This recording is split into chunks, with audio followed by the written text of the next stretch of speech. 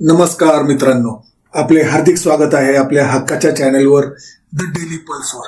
मी सचिन संघवी. मित्रांनो, तुम्हाला कल्पना आहे का की आपल्याच देशात आपल्या आजूबाजूला असे काही लोक राहतात ज्यांना रोज सकाळी उठल्यावर शिक्षण, नोकरी आणि साधी सुरक्षितता मिळेल की नाही याची खात्री नसते. हे चित्र कुठल्या दूरच्या देशाचं नाही तर आपल्याच भारताचं आहे.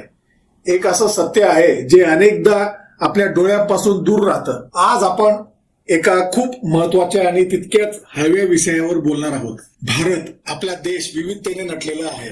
अनेक संस्कृती, भाषा आणि धर्म इथे शतकानुशतके एकत्र नांदत आले आहेत, हे आपण जाणतोच. पण या विविध रंगाच्या भारतामध्ये काही रंग असेही आहेत जे थोडेसे काळवंडले आहेत, ज्यांच्यावर दुर्लक्ष आणि कधी कधी अन्यायाची धूळ साचली आहे. हे रंग आहेत आपल्या देशातील अल्पसंख्याक समाजाचे. आज आपण याच लोकांच्या आयुष्यातील काही धक्कादायक सत्य जाणून घेणार आहोत. हे ते लोक आहेत जे आपल्याच देशात अनेकदा दुर्लक्षित आणि असुरक्षित जीवन जगत आहेत. हा व्हिडिओ तुम्हाला नक्कीच विचार करायला लावेल, कदाचित थोडं अस्वस्थही करेल, पण हे सत्य आपल्या समोर येणं खूप गरजेचं आहे. नक्की समस्या काय आहेत आणि किती मोठी आहे? आपण जेव्हा अल्पसंख्याक असं म्हणतो तेव्हा त्यात कोण येतं? धार्मिक, भाषिक आणि सांस्कृतिक अल्पसंख्याक. आपल्या केंद्र सरकारने मुस्लिम, ख्रिश्चन, शीख, बौद्ध, जैन आणि पारसी या 6 समुदायांना धार्मिक अल्पसंख्याक म्हणून जाहीर केलं आहे. याशिवाय वेगवेगळ्या राज्यांमध्ये भाषिक आणि स्थानिक पातळीवर इतरही काही समाज अल्पसंख्याक गटात मोडतात. या सगळ्याच लोकांना कमी जास्त प्रमाणात अनेक अडचणींचा सामना करावा लागतो. पण आज आपण मुख्यत्वे धार्मिक अल्पसंख्याकांचा विचार करणार आहोत. त्यात त्यांचे शिक्षण, नोकरी आणि सुरक्षिततेच्या साठी झगड्यावर अधिक लक्ष देणार आहोत. जरा विचार करा, आपल्या देशाच्या एकूण लोकसंख्येपैकी जवळपास 20% लोक अल्पसंख्याक आहेत. पण जेव्हा आपण विकासाचे आकडे बघतो तेव्हा हे समाज, विशेषतः मुस्लिम समाज, इतरांच्या खूप मागे दिसतो. हे केवळ आकडे नाहीत, तर यामागे लाखो लोकांच्या अपूर्ण राहिलेल्या आशा, स्वप्न आणि त्यांचा संघर्ष आहे. मित्रांनो, आठवत आहे का 2006 साली सच्चर समितीचा अहवाल आला होता. या अहवालाने भारतातील मुस्लिम समाजाच्या सामाजिक, आर्थिक आणि शैक्षणिक मागासलेपणाचे एक धक्कादायक चित्र पहिल्यांदाच इतक्या स्पष्टपणे देशासमोर ठेवलं. या रिपोर्टनुसार अनेक बाबतीत मुस्लिम समाजाची स्थिती तर अनुसूचित जाती आणि जमातींपेक्षाही वाईट होती. यानंतर खूप चर्चा झाली, काही सरकारी योजनाही सुरू झाल्या. पण आज 18 वर्षानंतरही परिस्थिती खूप मोठा सकारात्मक बदल झालाय असा छातीटोपपणे म्हणणं कठीण आहे. अनेक ठिकाणी आजही परिस्थिती तशीच आहे किंवा काही बाबतीत तर ती आणखी बिघडली आहे. आता शिक्षणाचंच उदाहरण घेऊया. सच्चर समितीने हे दाखवून दिलं होतं की मुस्लिम मुलींचं शाळेतून मध्येच गळण्याचं प्रमाण खूप जास्त आहे आणि उच्च शिक्षणामध्ये त्यांचं प्रमाण जवळपास नाहीच. आजही अनेक अल्पसंख्याक मुलांना चांगलं शिक्षण मिळवण्यासाठी झगडावं लागतं. शाळांमध्ये प्रवेश मिळवण्याच्या पासून ते घरच्या गरिबीमुळे शिक्षण अर्धवट सोडावं लागण्यापर्यंत अनेक आव्हानं त्यांच्या समोर आहेत. अनेक मुलींच्या शिक्षणाची स्थिती तर त्याहूनही बिकट आहे. अनेक सरकारी योजना फक्त कागदावरच राहतात किंवा त्या व्यवस्थित राबवल्या जात नाहीत. मौलाना आझाद नॅशनल फेलोशिप किंवा पढो परदेश यासारख्या काही चांगल्या योजना एकतर बंद करण्यात आल्या आहेत किंवा त्यांच्यासाठी मिळणारा पैसा खूप कमी केला गेला आहे. याचा थेट फटका हजारो विद्यार्थ्यांच्या भविष्यावर बसतोय. नोकरी आणि रोजगाराच्या बाबतीतही गोष्ट फार वेगळी नाही. सरकारी नोकऱ्यांमध्ये अल्पसंख्याकांचं, विशेषतः मुस्लिमांचं प्रमाण त्यांच्या लोकसंख्येच्या तुलनेत खूपच कमी आहे. खाजगी क्षेत्रातही अनेकदा फक्त धर्म वेगळा असल्यामुळे भेदभावाला सामोरं जावं लागतं. स्वतःचा छोटा मोठा व्यवसाय सुरू करायचं म्हटलं तर कर्ज मिळायला त्रास होतो. सच्चर समितीनेच सांगितले होते की गरिबीत जगणाऱ्या मुस्लिमांपैकी फक्त 2% लोकांना अंत्योदय अन्न योजनेसारखे सरकारी योजनांचा लाभ मिळत होता. यावरून त्यांच्या आर्थिक परिस्थितीचा अंदाज लावता येतो.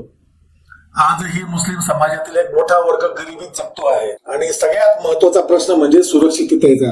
गेल्या काही वर्षांपासून आपल्या देशात धार्मिक असहिष्णुतेचे म्हणजे दुसऱ्या धर्माबद्दल सहनशीलतेचा अभाव वातावरण वाढलंय असं अनेक रिपोर्ट आणि मीडियापासून समोर येतंय.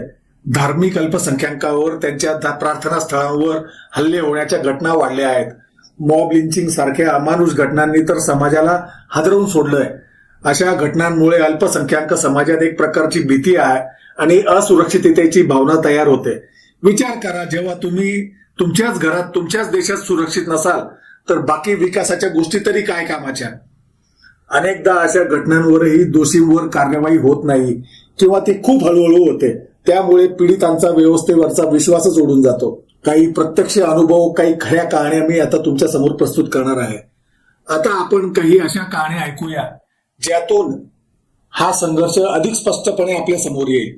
ही काल्पनिक पात्र नाहीत तर अशा हजारो लोकांच्या अनुभवांचं एक प्रतिबिंब आहे. पहिली गोष्ट, एक लहान शहरात राहणारा अहमद 12वीत खूप चांगले मार्क मिळवूनही चांगल्या कॉलेजमध्ये ऍडमिशनसाठी त्याची धडपड सुरू आहे. हुशार असूनही केवळ त्याच्या नावामुळे, त्याच्या धर्मामुळे त्याला अनेक ठिकाणी नकार ऐकावा लागतोय. त्याचे वडील एक छोटंसं कापडाचं दुकान चालवतात.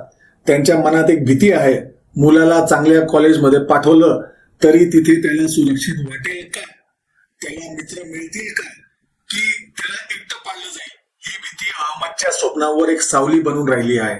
शिक्षणासाठी झगडत असतानाच त्याला सामाजिक भेदभावाचाही सामना करावा लागतोय. दुसरी अजून एक गोष्ट, गावाच्या एका टोकाला राहणारी फातिमा, तिची मुलगी शाळेत जाते पण तिथे तिला इतर मुलांकडून वेगळी वागणूक मिळते. तिच्या धर्मावरून, तिच्या कपड्यांवरून तिला चिडवलं जातं. फातिमाला आपल्या मुलींच्या भविष्याची काळजी वाटते. तिला वाटतं की आपली मुलगी शिकावी, मोठी व्हावी, पण शाळेतच जर तिला असं वातावरण मिळत असेल तर ती पुढे कशी जगणार. अनेक अल्पसंख्याक वस्त्यांमध्ये आजही चांगल्या शाळा नाहीत आणि जिथे आहेत तिथे सोयी सुविधा कमी आहेत. मुलींना तर अनेकदा घरच्या आर्थिक परिस्थितीमुळे किंवा सुरक्षिततेच्या काळजीपोटी लवकर शाळा सोडावी लागते. शहराच्या एका गजबजलेल्या भागात एक छोटासा व्यवसाय करणारा इक्बाल गेल्या काही वर्षांपासून त्याच्या धंद्यावर परिणाम झाला आहे. काही विशिष्ट घटनांनंतर त्याच्या समाजाबद्दल एक नकारात्मक वातावरण तयार करण्याचा प्रयत्न झाला, ज्याचा फटका त्याच्यासारख्या अनेक लहान व्यापाऱ्यांना बसला. त्याला आता नवीन जागेवर दुकान सुरू करायचं आहे, पण भाड्याने जागा मिळवतानाही त्याला अडचणी येत आहेत, केवळ तो एक विशिष्ट धर्माचा आहे म्हणून. अनेक जण त्याला जागा द्यायला तयार नाहीत. पोटा पाण्यासाठी आणि समाजात स्वीकारलं जाण्यासाठी, या दोन्हींसाठी त्याचा रोजचा संघर्ष सुरू आहे. असंच एका स्वयंसेवी संस्थेत म्हणजे एनजीओ मध्ये काम करणारा स्टीफन, तो अल्पसंख्याकांच्या हक्कासाठी काम करतो. त्याला अनेकदा धमक्या मिळतात, त्याच्या कामात अडथळे आणले जातात. तो सांगतो की जेव्हा अल्पसंख्याक आपल्या हक्कासाठी आवाज उठवतात तेव्हा त्यांना देशद्रोही किंवा समाजात फूट पाडणारे ठरवले जाते. कायद्याने जरी सगळ्यांना समान अधिकार दिले असले तरी प्रत्यक्षात ते मिळवण्यासाठी आजही झगडावं लागतं. सरकारी योजना अनेक आहेत पण त्या गरजूंपर्यंत पोहोचतच नाहीत किंवा त्या खूपच निष्काळजीपणे राबवल्या जातात. या फक्त काही उदाहरणादाखल सांगितलेल्या गोष्टी आहेत. अशा अनेक कथा, अनेक वेदना या देशाच्या कानाकोपऱ्यात दडलेल्या आहेत. प्रत्येक कथेत एक गोष्ट समान आहे, ती म्हणजे आपल्याच देशात परकेपणाची वागणूक मिळणं. शिक्षण, नोकरी, घर आणि साधं सुरक्षित जगण्याची हमी या मूलभूत गरजांसाठी आजही जर एका मोठ्या गटाला झगडावं लागत असेल तर एक समाज म्हणून आपण कुठेतरी कमी पडतोय हे मान्य करावेच लागेल. ही परिस्थिती का निर्माण झाली याची मुळं खूप खोलवर पसरलेली आहेत. समाजात असलेले पूर्वग्रह, राजकीय स्वार्थासाठी केले जाणारे ध्रुवीकरण, कायदे आणि योजनांची सदोष अंमलबजावणी आणि काही वेळा मीडियाकडून होणारा एकतर्फी प्रचार ही या मागची मुख्य कारणे आहेत.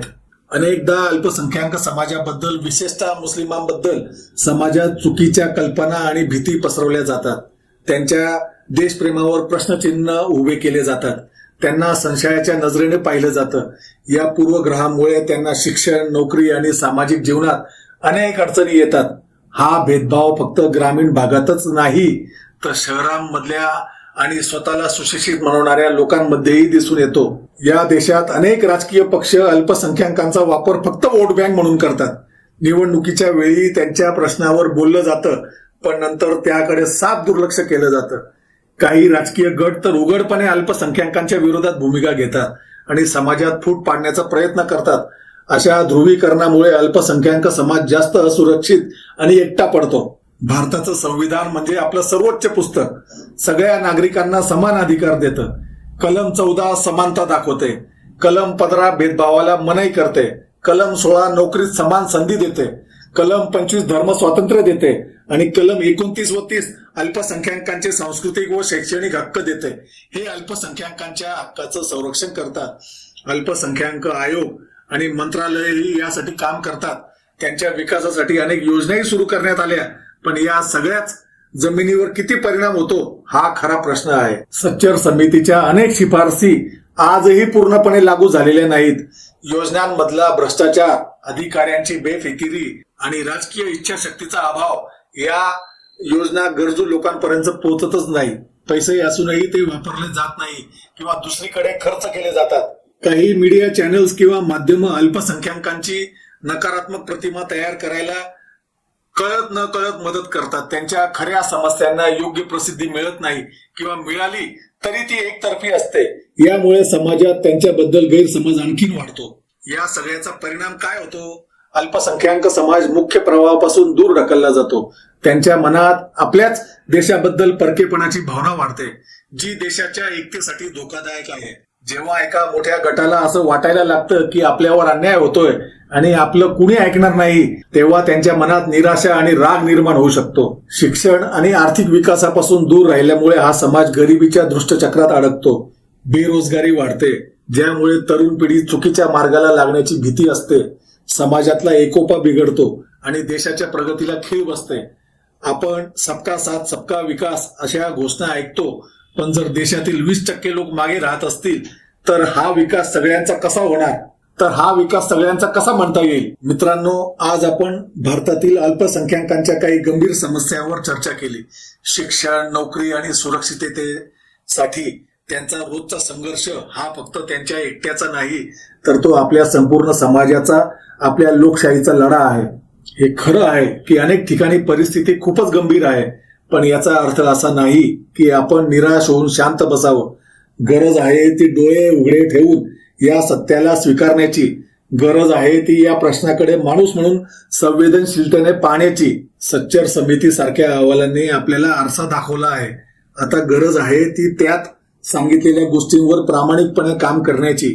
सरकार, प्रशासन, न्याय व्यवस्था आणि सगळ्यात महत्वाचं म्हणजे सामान्य नागरिक म्हणून आपण सगळ्यांनी एकत्र येऊन ही परिस्थिती बदलण्यासाठी प्रयत्न करायला हवेत. अल्पसंख्याकांना फक्त सहानुभूती नकोय, त्यांना त्यांचे हक्क हवे आहेत, समान संधी हवी आहे आणि सन्मानाने जगण्याचा अधिकार हवा आहे. जोपर्यंत आपल्या देशातील प्रत्येक नागरिकाला, मग तो कोणत्याही धर्माचा, पंथाचा किंवा भाषेचा असो, सुरक्षित आणि समानतेची वागणूक मिळत नाही, तोपर्यंत आपण खऱ्या अर्थाने का विकसित देश झालो असं म्हणता येणार नाही. हा व्हिडिओ बनवण्यामागचा आमचा उद्देश कोणाच्याही भावना दुखवणं हा नक्कीच नाही, तर एका महत्वाच्या समस्येकडे तुमचं लक्ष वेधणं हा आहे. जर तुम्हालाही वाटत असेल की या विषयावर समाजात आणखी जागरूकता पसरायला हवी, तर हा व्हिडिओ जास्तीत जास्त लोकांपर्यंत पोहोचवा. यावर आपल्या मित्रमैत्रिणींशी, घरातल्यांशी चर्चा करा. तुमच्या आजूबाजूला अशा घटना घडत असतील तर त्या विरोधात आवाज उठवा. याबद्दल अधिक माहिती मिळवा, वाचा आणि स्वतःचं एक विचारपूर्वक मत बनवा. आपल्याला एक असा भारत घडवायचा आहे जिथे कोणालाही आपल्या ओळखीमुळे, आपल्या धर्म किंवा भाषेमुळे भीतीच्या छायेत जगावं लागणार नाही. जिथे प्रत्येकाला प्रगतीची समान संधी मिळेल आणि जिथे विविधतेचा उत्सव साजरा होईल, संघर्ष होणार नाही. तुम्हाला या सगळ्याबद्दल काय वाटतं? तुमच्या प्रतिक्रिया खाली कमेंट बॉक्समध्ये नक्की लिहा. तुमचं प्रत्येक मत आमच्यासाठी खूप महत्वाचं आहे. पुन्हा भेटूया एका नवीन महत्वाच्या विषयासोबत. धन्यवाद. नमस्कार. मी सचिन संघवी. जय हिंद, जय महाराष्ट्र.